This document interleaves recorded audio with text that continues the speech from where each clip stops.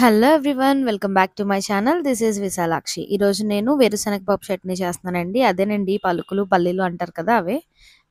చూసారా, ముందుగా మనం వేరుశనగ పప్పు తీసుకుందాం. అండ్ పోపు కోసం జీలకర్ర, ఎండుమిర్చి, వెల్లుల్లిపాయలు, కొంచెం చింతపండు తీసుకున్నానండి.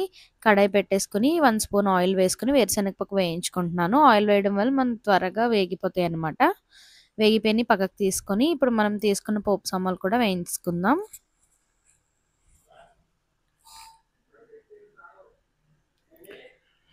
వేయించేసుకున్న తర్వాత ఇవన్నీ ఒక ప్లేట్లోకి తీసుకుందామండి. తీసుకొని కొంచెం మీడియం హీట్ అయిన తర్వాత మనం మిక్సీ జార్లో వేసుకుందాం. వేసుకొని దానికి తగినంత సాల్ట్ వేసుకుందాం. చూసారు కదా, ఇలా ఫైన్ పేస్ట్ అయిపోతుంది. ఇప్పుడు మనం ఇందులోకి పోపు వేసుకుందామండి.